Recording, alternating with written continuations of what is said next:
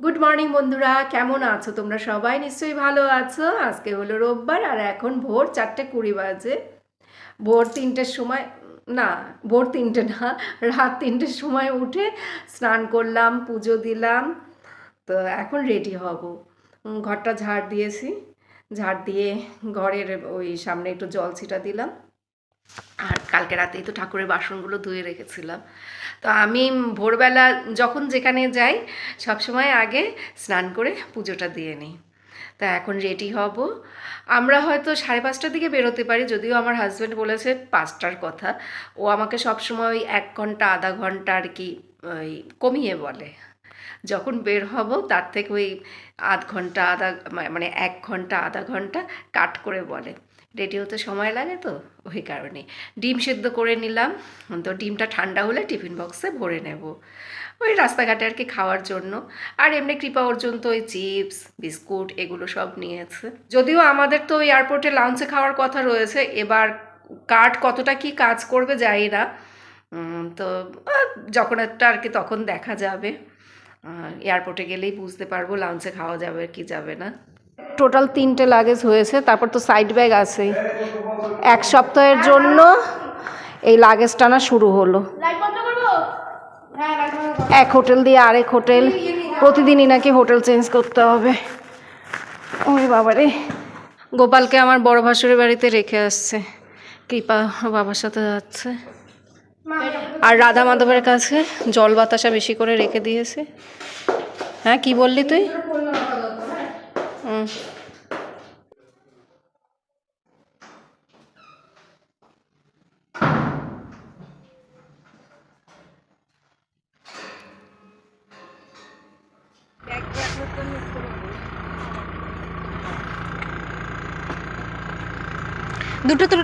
দুটো ট্রলি তুলেছে তো বাবা।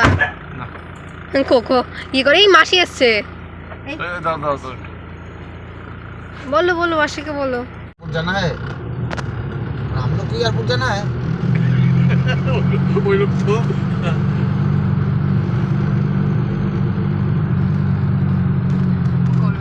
ভাঙিয়ে দিয়েছে এয়ারপোর্ট নিয়ে যাচ্ছে। একদিন আরেকদিন কি হয়েছে, ভাড়া বিকেল 5টায়, শীতকাল। আমাদের ফ্লাইট হলো 9টার সময়। আমরা 5:30টার সময় বাড়ি থেকে বের হয়েছি। রাস্তা ফাঁকা তো তো এয়ারপোর্টে তাড়াতাড়ি পৌঁছে গেলাম। আমাদের বাড়ি থেকে তো এয়ারপোর্ট অনেকটাই দূরে। রাস্তা ফাঁকা থাকলে 1 ঘন্টা 15 মিনিট সময় লাগে। এখন তো ভোরবেলা, তাই খুব বেশিক্ষণ সময় লাগেনি, কিন্তু অন্য সময় 2 থেকে 3 ঘন্টা সময় লাগে।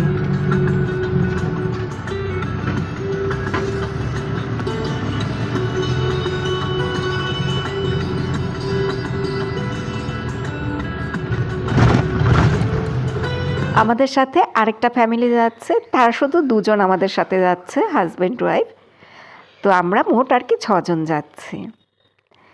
এয়ারপোর্টে তো চলে আসলাম। এখন ওই আর কি কাগজপত্রের যে সমস্ত কাজকর্মগুলো থাকে, বোর্ডিং পাস নেওয়া, যে সমস্ত আর কি ফর্মালিটিগুলো থাকে, সেগুলো এখন এক এক করে করব। গাড়ি থেকে নামার সাথে সাথেই না এত ঠান্ডা লাগলো। এয়ারপোর্টের ভিতরে ঢোকার পর অতটা ঠান্ডা লাগেনি। আমরা তো বেশ আনন্দে আছি, নতুন একটা জায়গায় ঘুরতে যাচ্ছি, তো বেশ মজাই লাগছে। অনেক দিন পর কোথাও ঘুরতে যাচ্ছি। 6 মাস আমরা কোথাও যাইনি। যেহেতু ঘুরতে যেতে পছন্দ করি, সেই জন্য 6টা মাস আমাদের কাছে অনেক দিন মনে হয়। লাস্ট আমরা গিয়েছিলাম পুরীতে, ওই কৃপার সেমিস্টার শেষ হয়েছে তো সেই সময় পুরী থেকে ঘুরে এসেছি। তারপর 6 মাস আর কোথাও যাওয়া হয়নি। এখন কৃপার 3rd সেমিস্টার শেষ হলো, বেশ কয়েকদিন কলেজ বন্ধ থাকবে, সেই জন্যই এই ঘোরার প্ল্যানটা করা হলো। কৃপার যখন কলেজ খোলা থাকে তখন না এত দিনের জন্য কোথাও ঘুরতে যাওয়া হয় না। 2-3 দিন ম্যানেজ করা যায়, কিন্তু এরকম 8 দিন 10 দিনের জন্য ঘোরার প্ল্যান করা যায় না।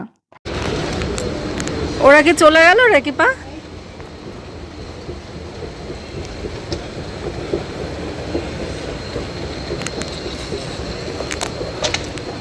কাঁধে এমন একটা ভারী ব্যাগ, আমার কাঁধের ব্যাগটা কিন্তু প্রচণ্ড ভারী।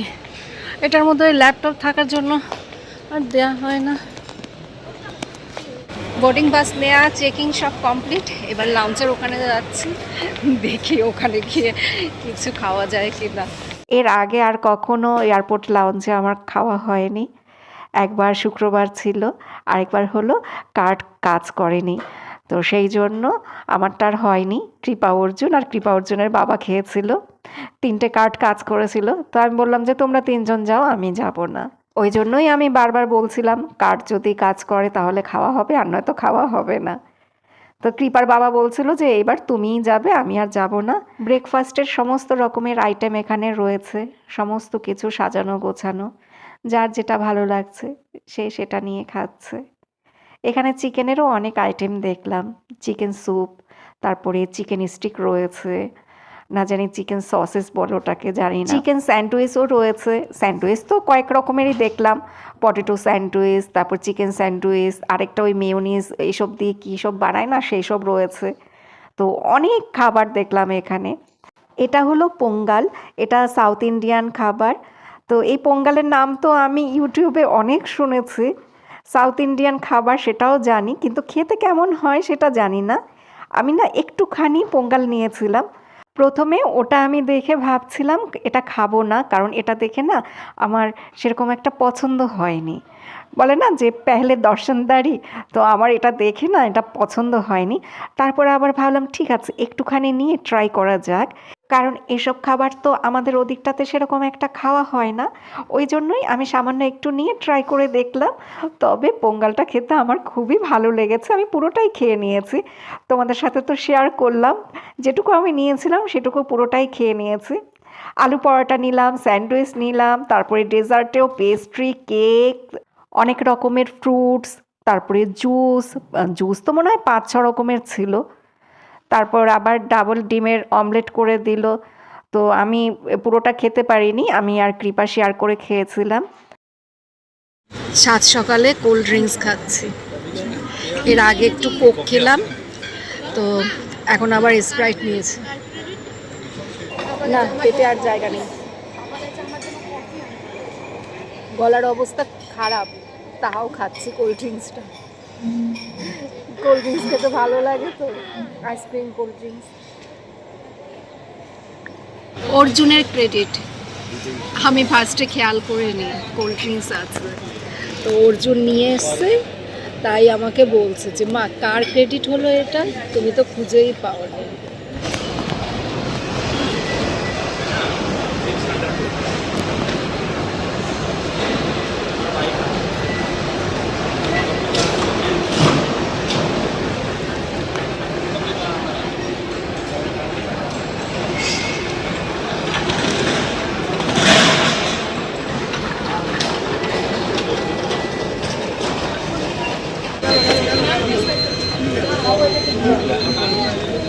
এটাই লাস্ট।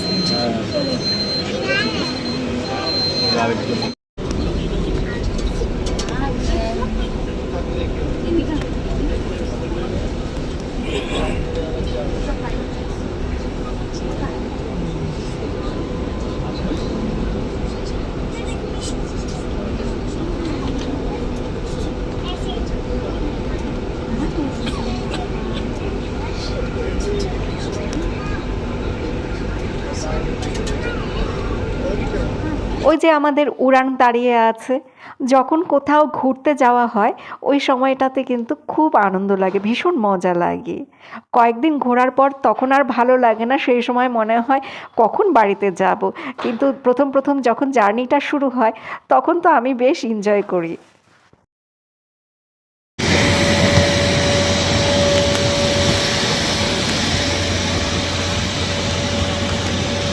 উত্তম যেটুকুই 8:52 বাজে, তো আমরা 3জন তো একসাথে বসেছি, কিন্তু আমার হাজব্যান্ড একদম একা সামনের দিকে। আমাদের সাথে যে 2জন এসছে তারা আমাদের পেছনে আছে, কিন্তু আমার হাজব্যান্ডের সিট একদম সামনে, তাও আবার মিডলে। তো ও তো একদমই একা থাকতে পারে না, সেই কথাই বলছে যে আমার সিটটা একদম বাজে পড়েছে। যদিও ওই সিটটা আর কি অর্জুনের, ওটা অর্জুনের নামে। এই সিটটা, এই যে অর্জুন যেখানে বসে আছে ওটা আমার হাজব্যান্ডের নামে, অর্জুনের বাবার নামে এই সিটটা। তো অর্জুন তার ওখানে একা বসবে না, ও অনেকটাই দূরে আছে, অনেকটা দূরে, মানে একদম সামনের দিকে, আর আমরা পেছনের দিকে। একটু মানে 2-3টে সিট আগে পরে হলে অসুবিধা হয় না, কিন্তু একদম সামনে।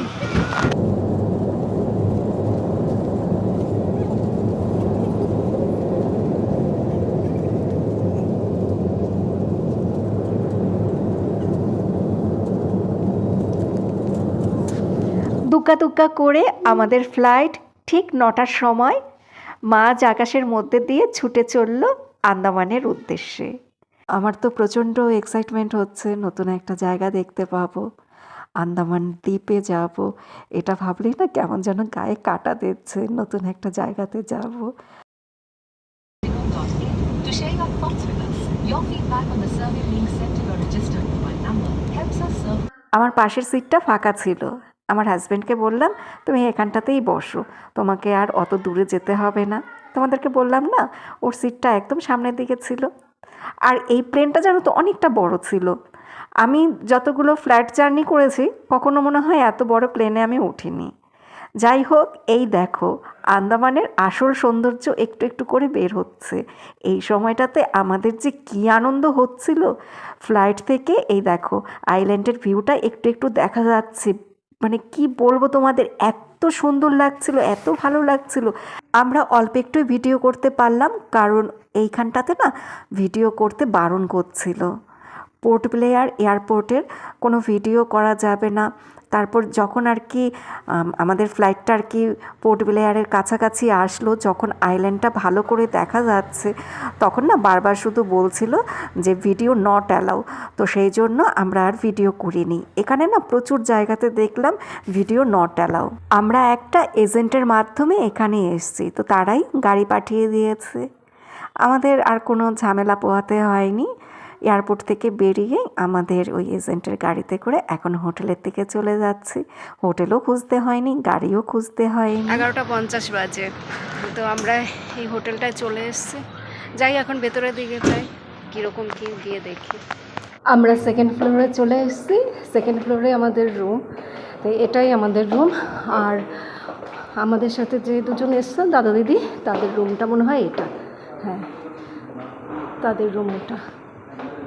আর এটা আমাদের,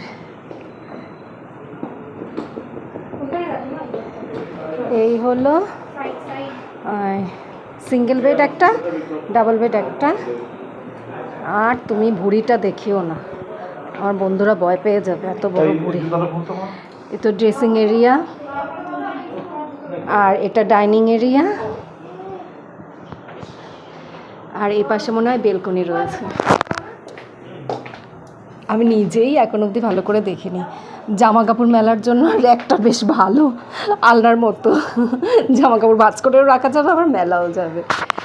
আর বাইরের ভিউটাও দেখে নিই সেই সাথে। দেখো বিল্ডিংগুলো পুরনো দিনের। এটা কি মসজিদ? যাই হোক, বিল্ডিংগুলো দেখে তো মনে হচ্ছে পুরনো দিনের। আর হাওয়া আছে, এখানটা দাঁড়িয়েছে, খুব সুন্দর হাওয়া লাগছে।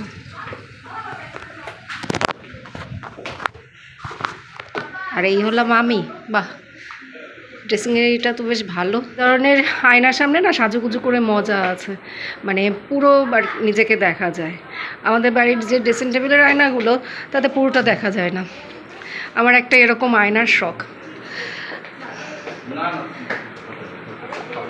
রুমটা সুন্দর আছে, রুমটা ভালো হয়েছে, পরিষ্কার পরিচ্ছন্ন। আমাকে ভালো লাগছে না, বলে শার্টটা পরে। হ্যাঁ ভালো লাগছে। বাথরুমও ঠিকঠাক আছে, একটা টিভিও রয়েছে। আর আমাদেরকে ওয়েলকাম ড্রিঙ্কস দেওয়া হয়েছে। আমি এখন এগুলো একটা খাবো, হ্যাঁ খেয়ে নেই এগুলো। একটা জল তেষ্টা পেয়েছে। এই সুন্দর আছে রুমটা। আয়নাটা, ও তুইও আয়না দেখে খুশি হয়েছিস?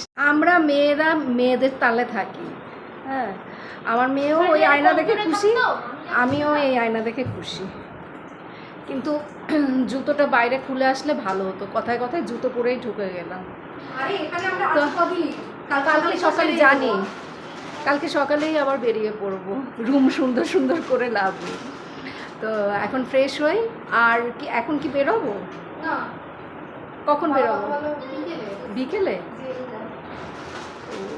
জেলে যাব, জেল দেখতে যাব, সেলুলার জেল, সেখানে যাব। আর লাঞ্চ কোথায় করা হবে?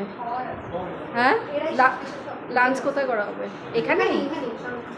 ঠিক আছে, তাহলে এখন একটু বিশ্রাম নেই, ড্রিঙ্কস খাই, বিশ্রাম নেই, ফ্রেশ হয়ে আসি, পরে আবার ব্লগটা শুরু করছি।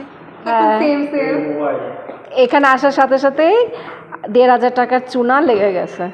ওই যে আমার হাজব্যান্ডের মোবাইল পড়ে গিয়ে ভেঙে গেছে, 1,500 টাকা দিয়ে ঠিক করে নিয়ে আসছে। আর ও তো মোবাইল ছাড়া 1 মিনিটও থাকতে পারবে না, ওর ব্যবসা রয়েছে ওইখানে, আর এখানে ও দ্বীপের মধ্যে আছে, ওকে তো এখন সবাই একটু পর পর শুধু ফোন করে।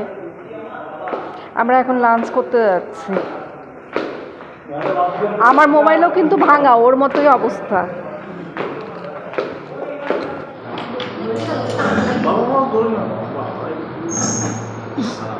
তো এই গাটারগুলো কিরকমই থাকবে নাকি? না না, এটা 1 ঘন্টা মিনিমাম। আচ্ছা আচ্ছা আচ্ছা, যে তোমার এটা কাজের সময় ঠিক হয়েছে, না হলে তো পুরো অন্ধকারের মধ্যে থাকতে। সবাই জেলে ঢোকাবো। চলে এসছে আমাদের আন্দামানের লাঞ্চ মেনু। এখানের খাওয়া দাওয়া কীরকম হয় আমার তো সে সম্পর্কে কোনো আইডিয়াই নেই, খেয়ে দেখি কেমন রান্না বান্না এখানে। এটা কি মাছ কেউ বলতে পারবে? কাতলা মাছ মনে হচ্ছে, না? কাতলা মাছ। আর এটা এঁচোড়ের তরকারি, ডাল, আর পেঁয়াজকলি ভাজা, পেঁয়াজ, লেবু, ব্যাস। এবার খাওয়া শুরু করি। হ্যাঁ, এঁচোড়টা আমি চিনতে পেরেছি। আমি শীতে প্রথম খেলাম। কি কেমন লাগছে? হ্যাঁ, ভালো। গুড মর্নিং বন্ধুরা, আজকে হলো সোমবার। তো কালকে দুপুরবেলা খেয়ে দিয়ে এসে তোমাদের সাথে আর কথা বলা হয়নি। তখন কথা বলতে ভালো লাগছিল না, খাওয়া বেশি হয়ে গেছে, হাঁসফাঁস করছিল, তো আর কথা বলতে ভালো লাগছিল না সেই সময়। আর আমরা দুপুরবেলা খেয়ে দিয়ে একটুখানি বিশ্রাম নিয়ে, মনে হয় 15-20 মিনিট বিশ্রাম নিয়েছে, তারপরেই আবার সাথে সাথে ঘুরতে বেরিয়ে পড়েছে। তো তখন আমি আবার আরেকটা ব্লগ শুরু করেছিলাম, কারণ আজকের যে ব্লগটা এটা তো ওই ভোরবেলা থেকে শুরু করেছি, তা না হলে ব্লগটা অনেক বড় হয়ে যেত। তো যাই হোক, এখন ব্লগটা শেষ করে দেব। তোমরা সবাই ভালো থেকো, সুস্থ থেকো, সাবধানে থেকো। আবার আগামীকাল দেখা হবে। টাটা বন্ধুরা।